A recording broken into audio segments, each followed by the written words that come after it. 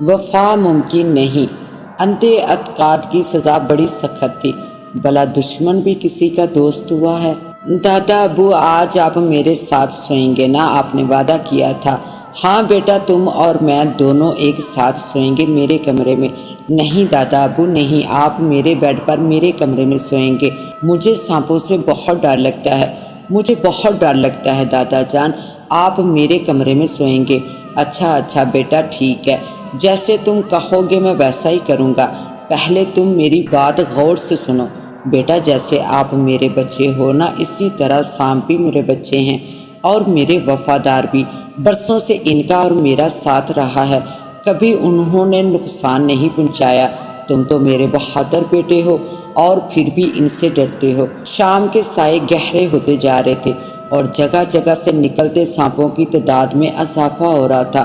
دیکھتے ہی دیکھتے چھوٹے بڑے سانپوں کا ایک ہجوم صحن میں جمع ہو گیا۔ سانپ اکرم بابا کے انتظار میں تھے کہ کب آئیں۔ اکرم بابا کو بھی سانپوں کے بغیر بالکل نیند نہیں آ رہی تھی، اور دوسری طرف سانپ بھی بے چین تھے، کیونکہ سانپوں اور اکرم بابا کو ایک ساتھ سونے کی عادت سی ہو گئی تھی۔ پوتے کے کہنے پر اکرم بابا سو تو گئے، پر ساری رات کروٹیں بدلتے رہے۔ سانپ رات کے آخری پہر تک انتظار میں تھے۔ جب مؤذن نے اذان دی اور جیسے ہی سورج کی کرنیں نمودار ہوئی، سانپ اپنے بلوں میں گھس گئے، جہاں ان کے مالک نے ان کے لیے دودھ کی صورت میں ناشتہ تیار کر رکھا تھا۔ وقت گزرتا گیا اور فہد جوان ہو گیا، اور بابا اکرم اب کافی بوڑھا ہو چکا تھا۔ اب فہد کو سانپوں سے بالکل ڈر نہیں لگتا تھا، بلکہ کئی سانپ اس نے منتر سے اپنے قابو میں کیے ہوئے تھے۔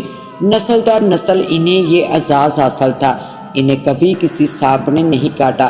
بڑے سے بڑا سانپ ان کے منتر میں آ جاتا تھا۔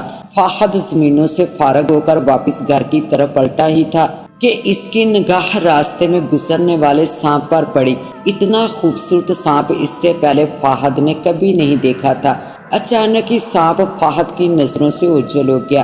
فہد کو دکھ اور پریشانی کا جھٹکا لگا ہی تھا کہ تھوڑی سی کوشش کے بعد اس نے سانپ کو ڈھونڈ ہی لیا۔ فہد نے فوراً منتر پڑھ کے اسے اپنے قبضے میں کرنے کی کوشش شروع کر دی، مگر وہ منتر سے باہر ہو گیا۔ فہد نے پھر سے کوشش شروع کر دی۔ ایسا کئی بار ہوا۔ شام کے گہرے سائے رات کی تاریکی میں ڈوبتے جا رہے تھے، پھر اس نے اپنی کوشش جاری رکھی، یہ جانتے ہوئے بھی کہ رات تاریکی میں ڈوبتی جا رہی ہے۔ آخر جیسے ہی فہد نے دائرہ کھینچا، سانپ دائرے میں آ گیا۔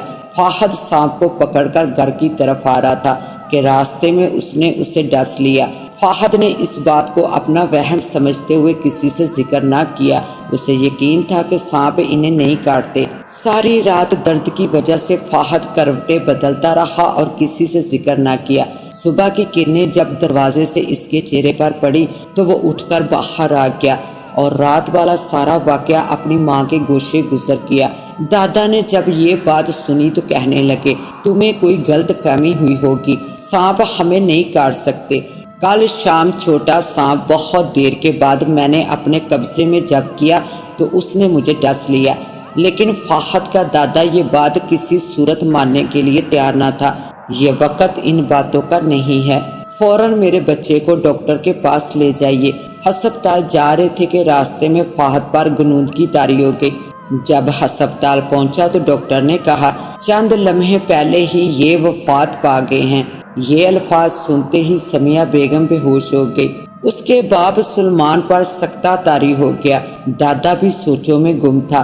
میت کو دیکھنے گاؤں کے تمام لوگ جمع ہو گئے اور جوان موت پر ہر آنکھ نم اور دل دکھی تھا۔ ایک ضعیف بزرگ جو کہ فہد کے دور کے رشتہ دار تھے، میت کو دیکھتے ہی کہنے لگے، یہ تو زندہ ہے، دیکھو اس کی آنکھوں میں عکس دکھائی دے رہا ہے۔ سننے والے ہر شخص کو حیرت کا جھٹکا لگا کہ یہ کیسے ممکن ہے۔ اس آدمی نے کہا، میری بات کا یقین رکھو، کل تک اسے دفنانا نہیں۔ میں ایک ایسے شخص کو جانتا ہوں جس کے پاس سانپ کے زہر کا علاج ہے۔ یہ کہہ کر وہ آدمی چلا گیا، لیکن اس کی بات پر کسی نے یقین نہ کیا۔ سمیہ بیگم نے اپنے شوہر اور سسر سے التجا کی کہ ایک دن اور اسے گھر میں مہمان رکھ لیں، لیکن کسی نے اس کی ایک نہ سنی اور اکرم بابا کہنے لگے، تم ہمارا پورے گاؤں میں مذاق بناؤ گی کیا؟ فہد مر چکا ہے اور یہ حقیقت ہے۔ ڈر اور خوف کی وجہ سے سمیہ بیگم نے ایک لفظ بھی منہ سے ادا نہ کیا۔ لوگ میت پر جو آئے تھے ہر چہرہ خوفزدہ اور پریشان دکھائی دے رہا تھا، کیونکہ جگہ جگہ سانپ دکھائی دے رہے تھے۔ ہر آنے والا انسان ان سے خود کو بچانے کی کوشش کر رہا تھا۔ دودھ ان سانپوں کے سامنے موجود تھا، لیکن شام سے انہوں نے کچھ کھایا پیا نہیں تھا۔ سانپ گہرے صدمے اور دکھ میں دکھائی دے رہے تھے۔ جس چھوٹے سانپ نے غصے میں آ کر فہد کو کاٹ لیا تھا وہ زیادہ پریشان دکھائی دے رہا تھا۔ دیکھنے والے لوگ اس کی طرف انگلی اٹھا کر یہی کہہ رہے تھے کہ یہ جو سب سے خوبصورت سانپ ہے، اس کے کاٹنے سے فہد مر گیا۔ لوگ اپنی جان بچا کے ایک کونے میں خوف سے جمع تھے۔ جوان موت پر ہر آنکھ اشک بار تھی۔ فہد کے دادا کے ذہن میں مختلف سوچوں کی جنگ جاری تھی کہ اس کے سانپ ایسا بھی اس کے خاندان کے ساتھ کر سکتے ہیں۔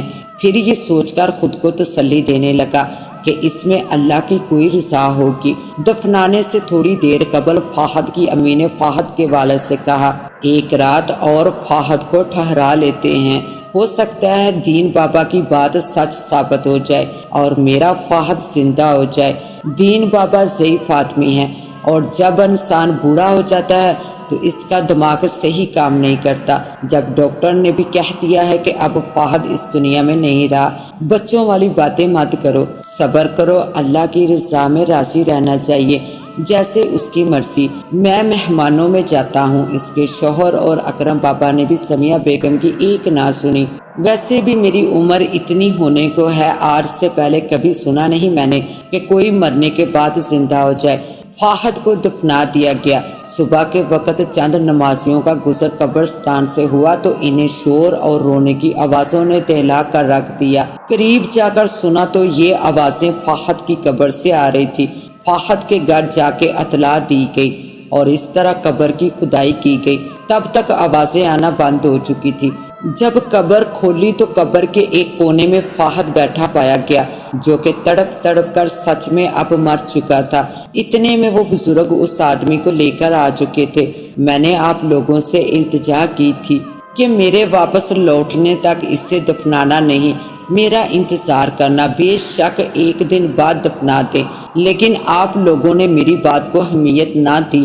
اب تو دادا کے صبر کا پیمانہ لبریز ہو گیا اور وہ پھوٹ پھوٹ کر رو پڑے۔ وہ روتے جاتے اور کہتے جاتے، کاش میں آپ کی بات مان لیتا، مجھ سے بہت بڑی بھول ہو گئی، میں نے لوگوں کی باتوں سے ڈر کر اپنا پوتا گنوا دیا۔ آج تک ہماری نسل میں کسی کو سانپ نے نہیں کاٹا، بلکہ سانپ اپنا راستہ بدل لیتے ہیں، لیکن مجھے یہ سمجھنا چاہیے تھا کہ کسی جانور کا کیا بھروسہ، اور وہ بھی سانپ کا۔ فہد کی جان چلی گئی۔ ہر انسان کو ایک دن لوٹ کر جانا ہے، پر دکھ اس بات کا اس کے ماں باپ اور سب سے زیادہ دادا کو تمام عمر رہا کہ پہلے ڈاکٹر کے پاس لے جانے میں دیر کی، پھر دفنانے میں جلدی کی، اور قبر کی کھدائی میں دیر ہونے کے باعث قبر میں تڑپ تڑپ کر جو فہد کی موت ہوئی اسے تو ایک لمحے کے لیے بھی بلایا نہیں جا سکتا۔ تقدیر نے شاید فہد کی قسمت میں یہ سب لکھا تھا، اسے ہر صورت میں مرنا ہی تھا۔ فہد کے ماں باپ کو تو آخر صبر آ ہی گیا، پر اس کے دادا جتنا عرصہ زندہ رہے پچھتاوے نے اسے سکون سے جینے نہ دیا۔ کاش میں سانپوں پر اتنا اندھا اعتماد نہ کرتا، میت کو دفنانے میں جلدی نہ کرتا، تو شاید میرا بچہ بچ جاتا۔ میرا بچہ کس کرب سے گزرا ہوگا جب وہ زندہ تھا، قبر میں آنکھ کھلی ہوگی۔ خود سے اکثر کہتے ہوئے اسے کئی لوگوں نے سنا اور دیکھا۔ سوچنے والی بات تو یہ ہے کہ آج تک ایک انسان کے ساتھ وفا نہیں کر پایا، تو ایک جانور کیسے کسی انسان کا وفادار ہو سکتا ہے۔